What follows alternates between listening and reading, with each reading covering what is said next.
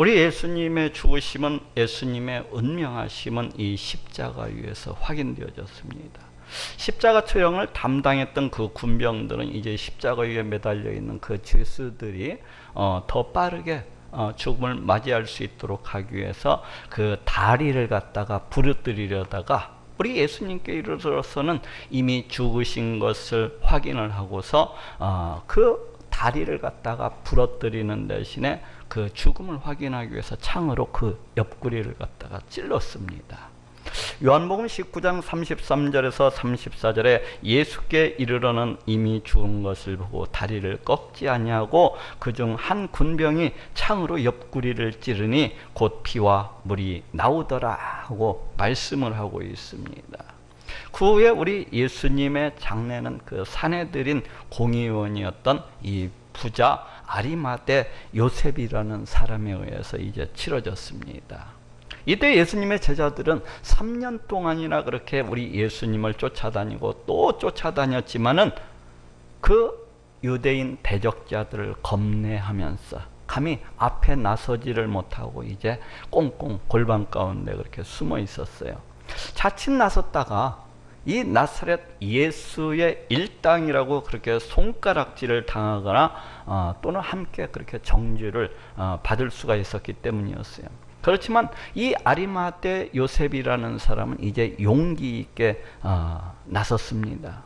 이 아리마대 요셉은 우리 예수님의 숨겨진 그런 숨은 제자였는데 자칫 유대인들로부터 손가락질을 당하고 정죄를 당할 수도 있었지만은 빌라도 총독에게 찾아가서 이제 장례를 치르게 해달라고 그렇게 부탁을 합니다. 저기 저 십자가 위에서 처형된 그 예수라는 사람의 시체를 제가 장례를 치를 수 있게 해주십시오.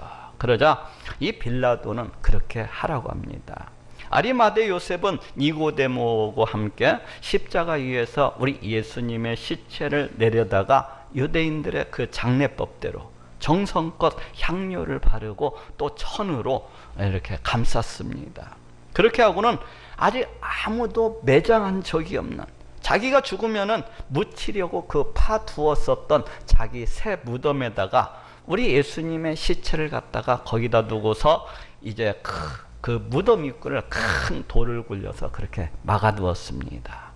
이 또한 성경 말씀을 그대로 이루는 일이 되었어요. 이사야서 53장 5절에 그는 강포를 행치 아니하였고 그 입에 괴사가 없었으나 그 무덤이 악인과 함께 되었으며 그 묘실이 부자와 함께 되었도다 하고 그렇게 말씀을 하고 있습니다.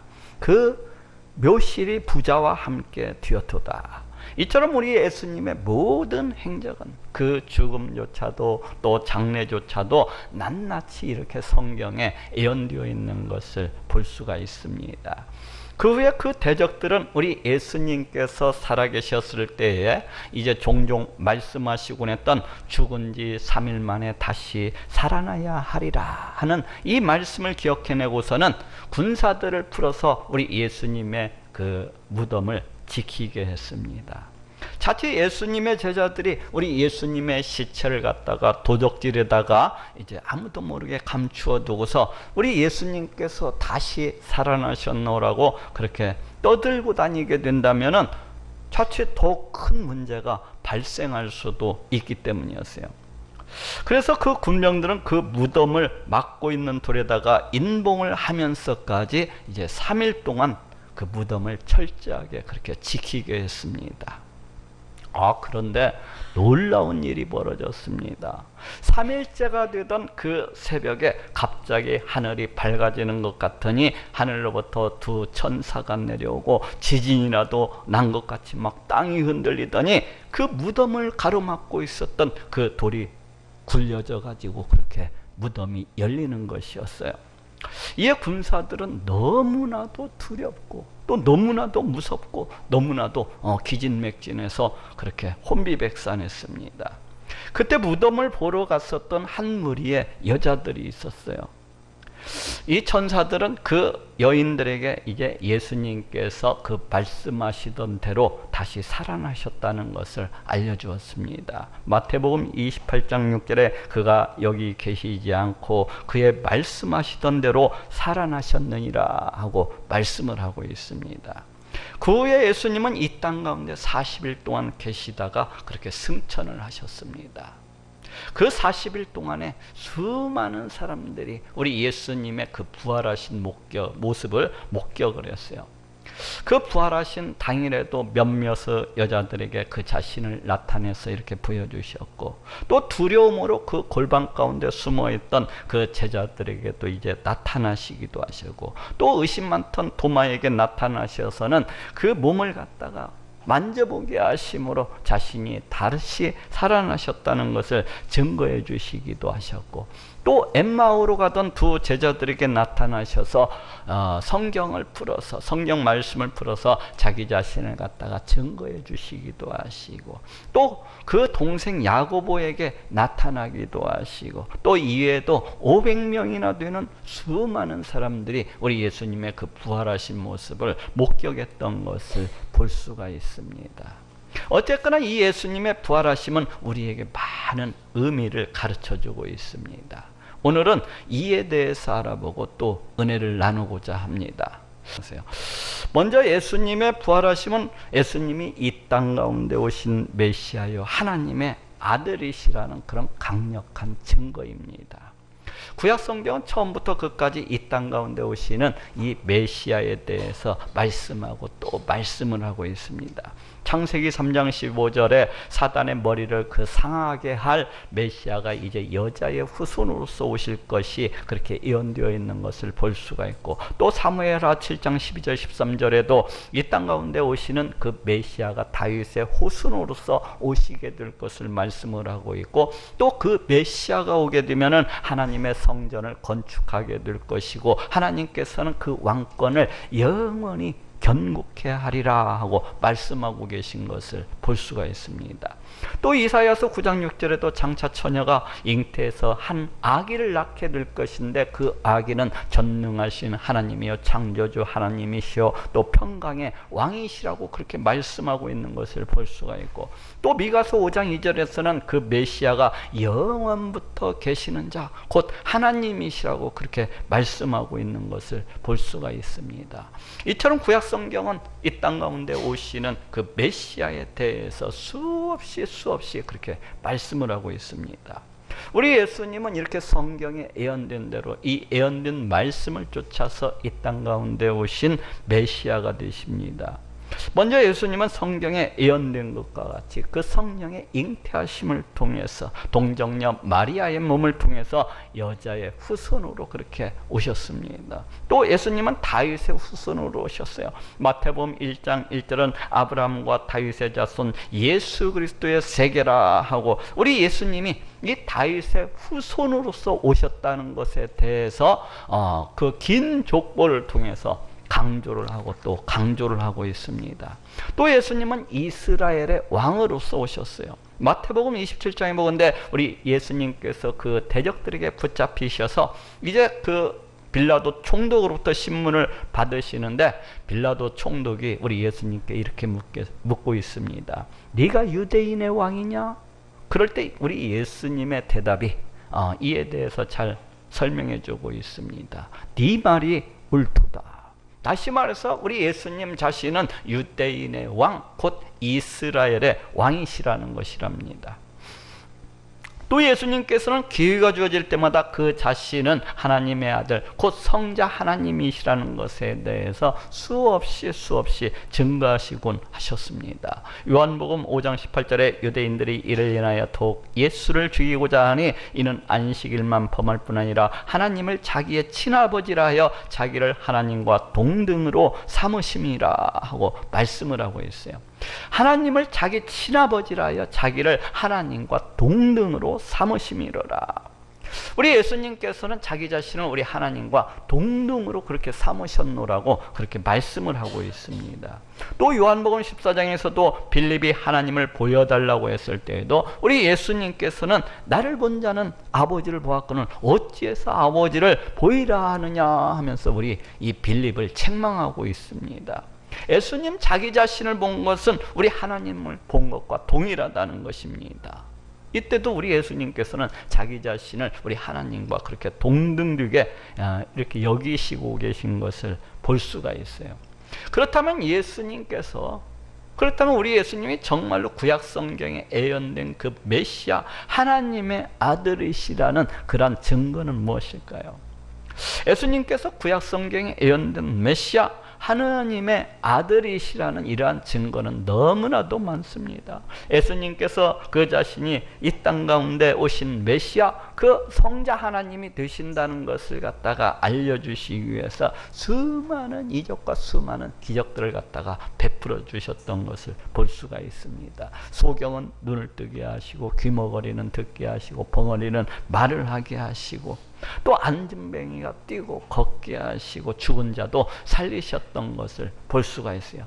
또한 그럴 뿐만 아니라 물이 포도주로 변하게 하시고 보리떡 5개 물고기 2마리로 수천 명을 먹이고도 12광주리가 그렇게 넘게 거두시는 것을 볼 수가 있고, 또 거친 바다 풍랑을 잠잠케 하시기도 하시고, 또 변화선에서 그 몸을 신령하게 이렇게 변케 하시기도 하시고. 그렇지만 사람들은 이런 우리 예수님의 모습을 보면서도 이 예수님이 메시아이시라는 것에 대해서 전혀 알아보지도 못하고 또 오직 하늘로부터 오는 표적만을 구했어요. 우리 예수님 메시아이시라는 것을 갖다가 전혀 알아보지 못하고 네가 하늘로서부터 온 것이 맞다면은 어디 한번 그 증거를 보여달라고 이렇게 표적만을 구했습니다. 이에 예수님께서는 요나의 표적밖에는 보여줄 표적이 없다고 하시면서, 요나가 이제 밤낮 사흘을 그 큰 물고기 뱃속에 있었던 것 같이 이제 자기 자신도 밤낮 사흘을 땅속에 있으리라 하고 이렇게 말씀을 하셨습니다. 곧 너희들이 원하는 그 하늘로부터 온 표적, 그것은 요나가 물고기 큰 물고기 뱃속에 있었던 것처럼 예수님 자기 자신도 죽어서 이제 땅속에 장사한 지 3일 만에 그렇게 있다가 다시 살아나는 것이라고 그렇게 말씀을 하고 있습니다. 다시 말해서 예수님 자신이 죽었다가 장사한 지 3일 만에 다시 살아나는 거, 바로 이것이 우리 예수님께서 이제 하늘로부터 오셨다는 그 증거, 그 성경에 예언된 말씀을 쫓아서 이 땅에 오신 메시아라는 그런 증거라는 것입니다. 예수님은 그 자신의 주장대로 이제 십자가에 달려 피 흘려 죽으시고 장사한 지 3일 만에 다시 살아나셨습니다. 이런 예수님의 말씀대로 우리 예수님께서 이 땅 가운데 오신 메시아요 하나님의 아들이시라는 그런 강력한 증거라고 할 수가 있습니다. 왜 그렇습니까? 모든 생명은, 이 땅 가운데 있는 모든 생명은 우리 하나님께서 다 주장하시기 때문에 그래요. 모든 생명에 죽고 사는 것이 우리 하나님께 달려 있습니다. 더구나 죽은 사람이 장사한 지 3일 만에 다시금 이렇게 살아난다고 하는 것은 더욱더 그렇다고 해야 될 거예요. 그것도 그냥 소생하는 정도가 아니라 신령한 몸으로 그렇게 다시 살아난다고 하는 것은 우리 하나님의 그런 크신 역사가 아니고서는 결코 불가능한 일입니다. 그런데 예수님이 자기 자신의 주장대로 그렇게 십자가에 달려 피 흘려 죽으셨다가 3일 만에 신령한 몸으로 그렇게 다시 살아나셨다고 하는 것은 하나님께서 우리 예수님의 주장이 참이시라는 것을 갖다가 인정하셨다고 할 수가 있어요. 하신 것이라고 할 수가 있습니다. 다시 말해서 우리 하나님께서 우리 예수님을 갖다가 다시 살리심으로 해서 우리 예수님을 갖다가 귀하게 높여주신 것이라고 할 수가 있습니다. 우리 하나님께서 우리 예수님의 그 모든 말과 모든 행동들을 갖다가 다 인정해 주신 것이라고 할 수가 있어요. 다시 말하면 우리 예수님께서 이 땅 가운데 오신 메시아요 하나님의 아들이시라는 사실을 갖다가 우리 예수님의 부활은 강력하게 증거를 하고 있고 또 증거를 하고 있는 것입니다. 또 예수님은 그 자신의 주장대로 죽었다가 3일 만에 다시 살아나심으로 해서 그 부활의 능력을 통해서 그 스스로가 성자 하나님이 되신다는 것을 증거하고 계신 것이라고 할 수가 있습니다. 그래서 로마서 1장 3절 4절에도 이 아들로 말하면 육신으로는 다윗의 혈통에서 나셨고 성결의 영으로는 죽음 가운데서 부활하여 능력으로 하나님의 아들로 인정되셨으니 하고 말씀을 하고 있습니다. 죽음 가운데서 부활하신 부활하여 능력으로 하나님의 아들로 인정되셨으니. 자, 한번 따라해 보실까요? 죽음 가운데서 부활하여 능력으로 하나님의 아들로 인정되셨으니. 이처럼 우리 예수님의 부활하심은 예수님이 이 땅 가운데 오신 메시아요 하나님의 아들이시라는 그런 강력한 증거가 되는 것입니다. 두 번째로 예수님의 부활하심은 우리 예수님의 속죄 사역을 우리 하나님께서 기쁘게 받아들이셨다는 것을 의미해주고 있습니다. 구약 성경에는 곳곳에서 우리를 죄로부터 구원하시기 위해서 이 땅 가운데 오시는 메시아, 그 메시아의 사역에 대해서 말씀하고 있는 것을 볼 수가 있습니다.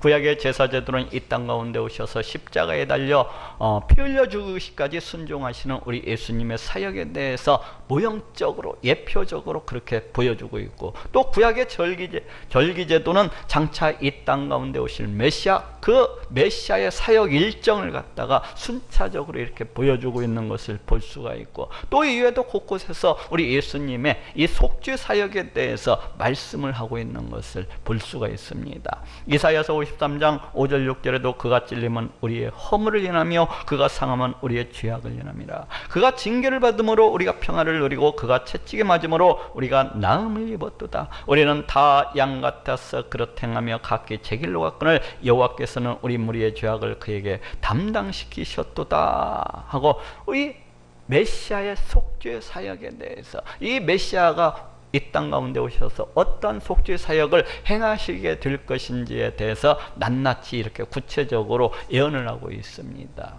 우리 예수님은 이 예언된 구약 성경의 말씀을 쫓아서 이 땅 가운데 오신 분이십니다. 마태복음 20장 28절에도 인자가 온 것은 섬김을 받으려 함이 아니라 도리어 섬기려 하고 자기 목숨을 많은 사람의 대속물로 주려 함이니라 하고 말씀을 하고 있습니다. 자기 목숨을 많은 사람의 대속물로 주려 함이니라.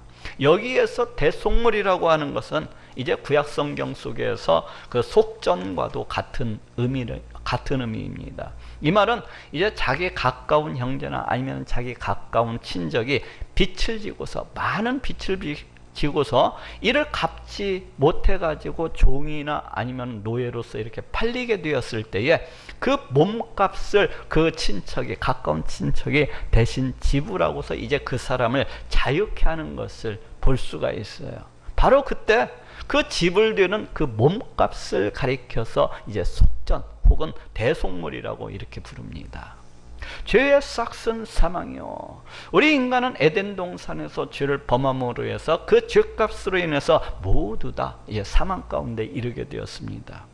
예수님께서는 이러한 인간의 모든 죄값을 대신 갚아주심으로 우리를 사망으로부터 이제 자유케 해주시기 위해서 이 땅 가운데 오신 대속물이라고 그렇게 말씀을 하고 있습니다. 예수님이 이 말씀대로 십자가에 달려 피 흘려 죽으심으로 우리의 모든 죄값을 우리 예수님께서 대신 다 갚아주심으로 우리를 사망으로부터 영원히 자유케 해주셨습니다. 곧 내 대신에 자기의 목숨을 대속물로서 그렇게 내어주신 것입니다. 다시 말해서 내가 죽어야 하는데 내 대신에 우리 예수님께서 자기 목숨을 대신 이렇게 내어주신 것이라고 할 수가 있습니다. 그래서 이제 이를 믿는 자는 누구나 값없이 의롭다함을 받고 사망에서 영원한 생명으로 옮기움을 받을 수가 있게 되었습니다. 그렇다면 예수님께서 십자가에 달려 피 흘려 죽으심으로 우리의 모든 죄가 이렇게 다 사함을 받고 또 의롭게 되었다는 것을 어떻게 알 수가 있을까요? 그것이 그냥 예수님만의 그냥 주장일 수도 있잖아요. 그것이 바로 우리 예수님의 부활하심입니다. 앞에서도 얘기했지만은 우리의 생명은 모두 다 우리 하나님께 달려 있어요. 더구나 죽은 사람이 장사한 지 3일 만에 다시 살아난다고 하는 것은, 그것도 신령한 몸으로 그렇게 그렇게 부활하신다고 하는 것은 하나님의 역사가 아니고서는 결코 불가능한 일입니다.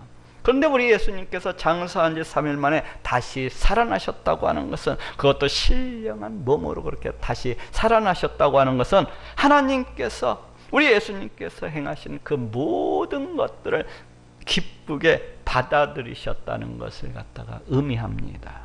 곧 예수님께서 이 땅 가운데 오셔서 행했던 모든 말과 행위와 또 십자가에 달려서 피 흘려 죽으심까지도 우리 하나님께서 예수님의 모든 것들을 너무나 기쁘게 받아들이셨다는 것을 의미해요. 다시 말해 하나님께서는 우리 예수님께서 행하신 그 모든 것들을 갖다가 다 기쁘게 받아들이셨기 때문에 우리 예수님을 다시 그렇게 살려주신 것이라고 할 수가 있습니다.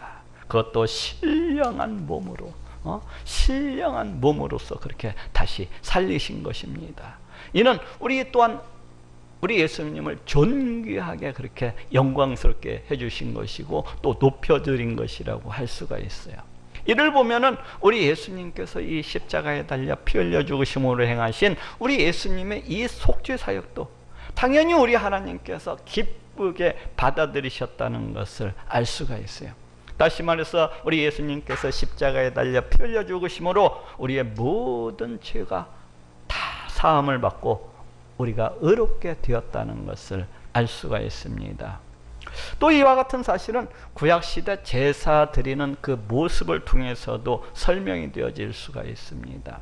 이제 구약시대에 대속죄일 날이 오게 되면은 대제사장은 이제 이스라엘 백성들의 그 죄를 갖다가 속하기 위해서 속죄 제물의 피를 가지고 지성소에 나아가서 그 피를 뿌리곤 했습니다.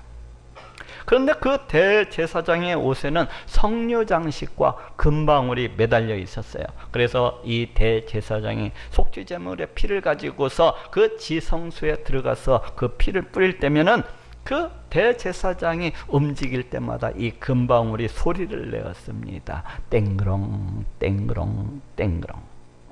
이 대제사장이 움직임을 따라서 그 금방울들이 소리를 갖다가 뗀 거예요.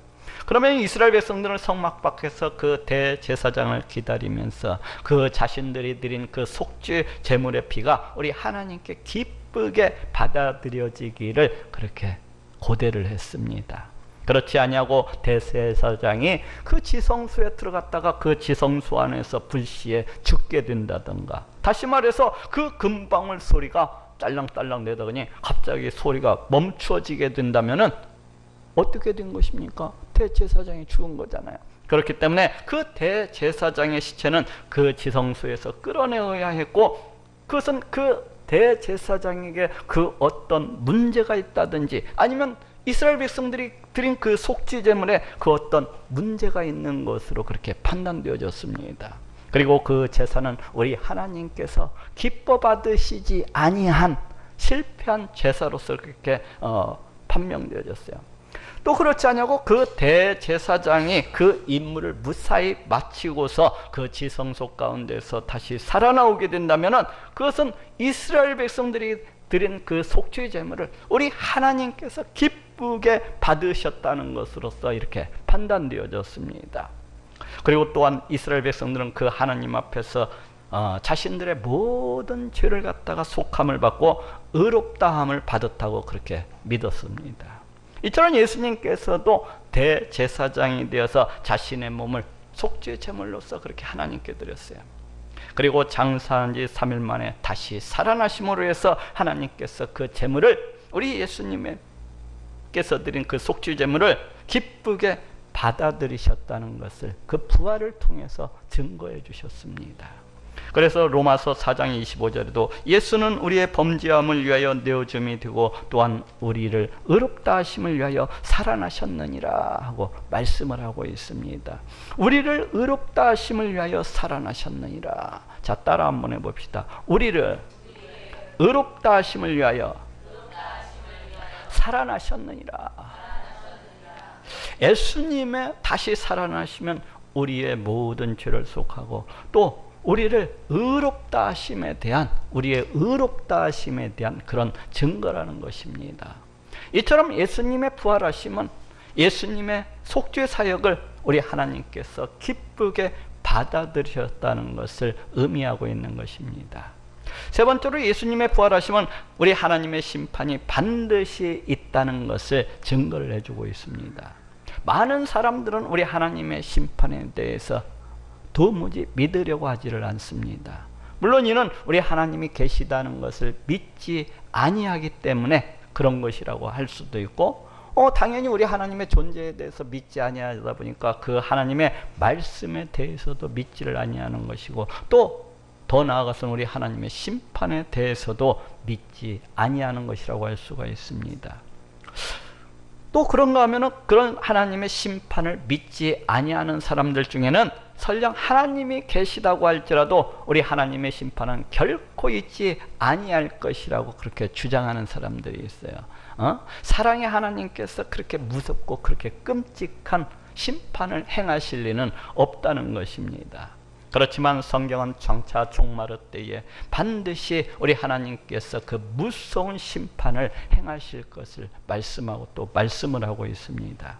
하나님께서는 노아 홍수 심판을 통해서 하나님은 반드시 죄에 대해서 심판하시는 그런 분이시라는 것을 갖다가 드러내신 것을 볼 수가 있고, 또 소돔과 고모라 성의 멸망을 통해서도 장차 우리 하나님께서 행하시게 될 그 심판을 대표적으로 또 모형적으로 이렇게 보여주고 계신 것을 볼 수가 있습니다. 또 하나님께서는 성경을 통해서도 장차 자신이 행하시게 될 이 심판에 대해서 거듭 경고를 하고 계신 것을 볼 수가 있습니다. 역대상 16장 33절에도 그리할 때 살림의 나무들이 여호와 앞에서 즐거이 노래하리니 주께서 땅을 심판하러 오실 것이미로다 하고 말씀을 하고 있습니다. 주께서 땅을 심판하러 오실 것이미로다. 또 전도서 12장 14절에도 하나님은 모든 행위와 모든 은밀한 일을 선악간에 심판하시리라 하고 그렇게 말씀을 하고 있고, 또 히브리서 9장 27절에도 한 번 죽는 것은 사람에게 정하신 것이요 그 후에는 심판이 있으리니 하고 말씀을 하고 있습니다. 이처럼 성경은 여러 곳에서 수도 없이 종말의 때가 되면은 우리 하나님의 심판이 반드시 있게 될 것임을 그렇게 말씀하고 또 말씀을 하고 있습니다.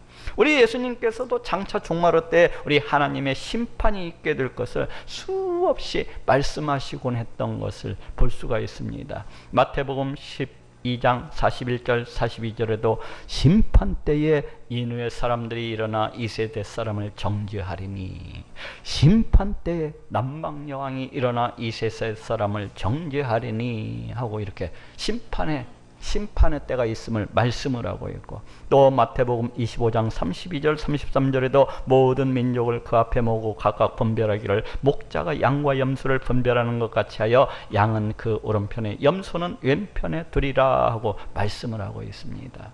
이처럼 성경은 수없이 많은 곳에서 우리 하나님의 심판에 대해서 말씀을 하고 또 말씀을 하고 있습니다.